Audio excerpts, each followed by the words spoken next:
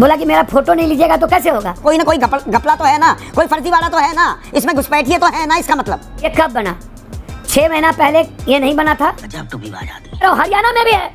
सिर्फ कोशिश सीमांचल को बदनाम क्यों किया जा रहा है? क्योंकि ये बीजेपी वाले कहीं पे निगाह है, कहीं पे निशाना। तो अपने लिए नुकसान क्यों करेंगे पप्पू यादव? भैया मुझे अपने घर जाना है। 84 में हम कॉलेज यूनिवर्सिटी प्रेसिडेंट बने। हम बिहार के सबसे टॉपर स्टूडेंट रहे।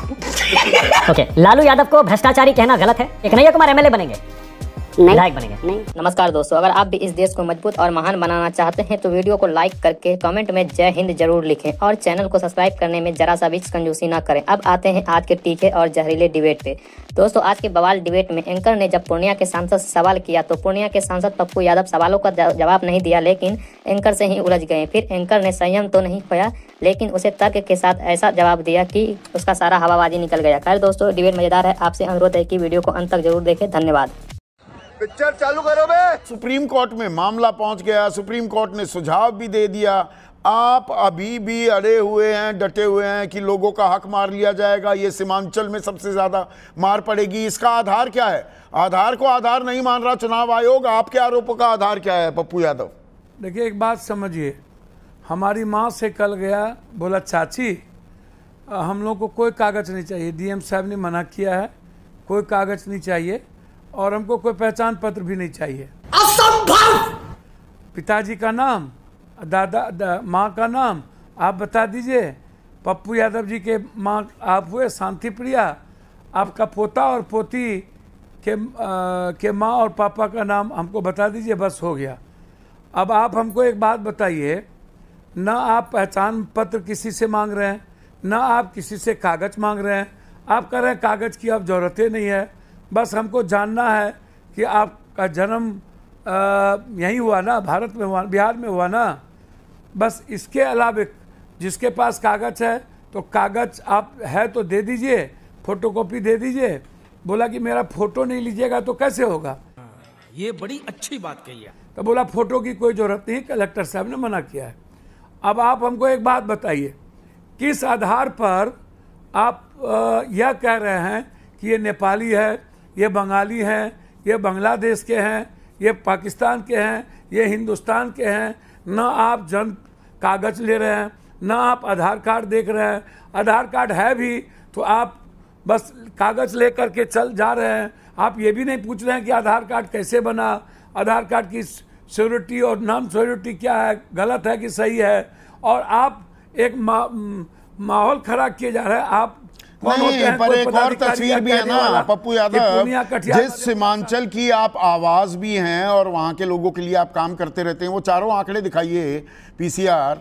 सीमांचल के जो 4 इलाके हैं, पूर्णिया से तो आप सांसद हैं ही, अररिया, किशनगंज, ये जो इलाके 21% से लेकर पूर्णिया में 121% आबादी की तुलना में आधार, अररिया में 123%, कटिहार में 123% और किशनगंज में 126%। तो कोई ना कोई घपला तो है ना, कोई फर्जी वाला तो है ना, इसमें घुसपैठिए तो है ना, इसका मतलब।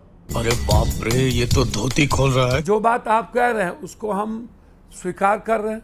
हम कह रहे हैं कि 123% हमारे यहाँ 124, 126 बन गया। ये कब बना? 6 महीना पहले ये नहीं बना था। गजब तो विवाद आदमी। वही बात तो मैं भी कह रहा हूं, हरियाणा में भी है। सिर्फ कोशिश सीमांचल को बदनाम क्यों किया जा रहा है? क्यों सिर्फ नेपाल बांग्लादेश की बात किया जा रहा है, रोहिंग्या की बात किया जा रहा है?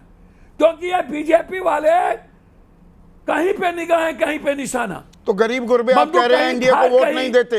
नीतीश कुमार का सबसे मजबूत वोट बैंक ईबीसी है, एक्सट्रीमली बैकवर्ड, जो अति पिछड़े हैं, वो लगातार रहे हैं नीतीश कुमार के साथ। वो अपने लिए नुकसान क्यों करेंगे पप्पू यादव? भैया मुझे अपने घर जाना है। मुझे घर जाना है। अब तो पहले मोदी जी की पिक्चर और अब नीतीश जी की पिक्चर एक साथ। नीतीश कुमार जी को कुछ भी पता नहीं कि क्या हो रहा है। भैया, जब ये पूरे बिहार में आप कर रहे हो और पूरे बिहार में मांग रहे हो, जहां पर कोई परसेंटेज नहीं है मुसलमान का, आप वहां भी कर रहे हो। आप ये मान्यता 11 मान्यता की बात कर रहे हो, जन्म, रिहायशी, क्या कहते हैं, मैट्रिक 14% भी हम मैट्रिक नहीं है। वेल डन, तालियां होनी चाहिए यार। पिछड़े क्या मेरे मन में यह सपना देखने का नहीं, हम देख रहे हैं, हम तो बना रहे हैं, हम तो कह रहे हैं मैंने क्या कहा, मेरे मन में ये सपना देखना चाहिए। हम आप ही से पूछ रहे हैं। 84 में हम यूनिवर्सिटी प्रेसिडेंट बने, क्यों नहीं देखना चाहिए सर? 84 में हम कॉलेज यूनिवर्सिटी प्रेसिडेंट बने, हम बिहार के सबसे टॉपर स्टूडेंट रहे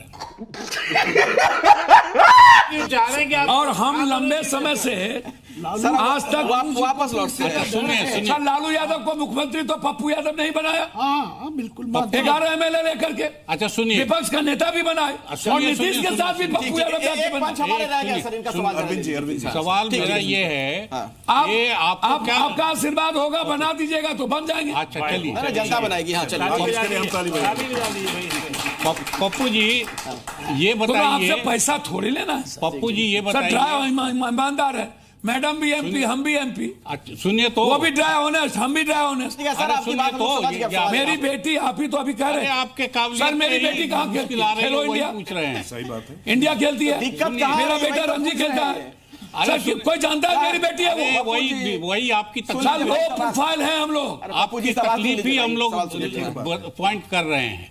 आप ही की बेटी के साथ खेलती है। आप सर मेरी बेटी टेम्पू पे जाती है। यादव जी, आपको पूरा देश, आपको तो पूरा देश जानता है। ये तो पप्पू जी कहा है, वही तो पूछ रहे। पप्पू जी ये पूछना है कि आपको क्या लगता है कि कांग्रेस के और राहुल गांधी के फैसले बिहार के मामले में कहीं और से लिए जा रहे हैं, RJD की तरफ से? देखिए एक बात समझ, और उन्होंने ही लिस्ट बनाई थी कि ट्रक पे राहुल गांधी जी या कांग्रेस थोड़ी डेमोक्रेटिक वे, अभी जो स्थिति है उसमें जो गठबंधन धर्म है उसमें पप्पू यादव को टिकट क्यों नहीं मिली? नहीं वो लिस्ट हम, क्या राहुल गांधी और प्रियंका गांधी जी ने मना कर दिया क्या? बिल्कुल सही है। किसी और ने मना किया? किसी और ने रोका? जवाब भी आप इनडायरेक्ट ही दे रहे हैं, जैसे सवाल पूछा उन्होंने। नहीं, किसी और ने रोका। और सर मेरे हाथ 70 MLA लेके गए, मोदी जी 2 बार सभा किए, नीतीश कुमार 3 दिन बाद वोट किए। सर हमको हराने तो पूरा कंट्री गया था। कोई सेंस है इस बात की? कन्हैया कुमार, पहला सवाल, बिहार का अगला चीफ मिनिस्टर कौन बनेगा? जिसको बिहार की जनता तय करेगी। आसान जवाब है ये। बिहार का बेस्ट चीफ मिनिस्टर कौन रहा है अब तक का? मेरी राय में श्री कृष्ण सिंह रहे हैं, कर्पूरी ठाकुर रहे हैं। ओके। बिहार का सबसे बुरा चीफ मिनिस्टर अब तक का कौन रहा है? अभी तो बहुत कुछ होना है, अभी कैसे इसका रिपोर्ट कार्ड निकाल दें। दिल्ली का बेस्ट चीफ मिनिस्टर अब तक का कौन रहा है? दिल्ली का मुझे ज़्यादा याद नहीं है, लेकिन जब मैं दिल्ली आया था तो शीला जी चीफ मिनिस्टर थी और दिल्ली में वो कॉमनवेल्थ की तैयारियां चल रही थी, तो दिल्ली को उस दौरान हमने बदलते देखा। शीला दीक्षित, मतलब बेस्ट सीएम शीला दीक्षित। दिल्ली का सबसे बुरा सीएम? अभी तो होना बाकी है। अभी तो पार्टी शुरू हुई है। दिल्ली का आप जो है मुख्यमंत्री जी की बयानों को सुन रहे हैं। ओके, दिल्ली का अगला उन्होंने कहा कि कुणाल कामरा दिल्ली आना चाहते हैं तो अपने रिस्क पे आए। तो मुझे ना वो वार्निंग याद आ गई जो पहले बस पे लिखा होता था कि पॉकेट मारों से सावधान, यात्री अपने सामान की सुरक्षा स्वयं करें। मतलब दिल्ली आए अपने रिस्क पे आए, ये चीफ मिनिस्टर का बयान। दिल्ली का ओके। लालू यादव को भ्रष्टाचारी कहना गलत है? गलत है, बिल्कुल। कोर्ट से सजा मिलने के बाद भी गलत है? कोर्ट से सजा मिली, ठीक है। कोर्ट से सजा तो जो है भगत सिंह को मिल गई थी, फिर उनको फांसी पे चढ़ा दिया गया। बताइए, क्या आप ये कह रहे हैं चारा घोटाला नहीं हुआ था? हुआ था, ये हम नहीं कह रहे हैं कि नहीं हुआ था। तो फिर कोर्ट से लालू की सजा को क्यों नहीं? सारा दोष जो है एक व्यक्ति पे ही दे दिया जाए। ओके, ये भी तो एक सवाल है ना। क्या लालू राबड़ी और फिर ये सवाल है कि अगर वो भाजपा में चले गए होते, अगर भाजपा के सहयोगी होते, मान लीजिए, तो क्या ये फैसला आता? वॉशिंग मशीन में धुल जाते। मैं ये बात आज 10 साल से बोल रहा हूं। अगर वो एनडीए का पार्ट होते तो क्या चारा घोटाले पे यही वर्डिक्ट आता? मैं बस ये प्रश्न चिन्ह खड़ा कर रहा हूं। ओके, क्या लालू राबड़ी के शासन में जंगल राज था?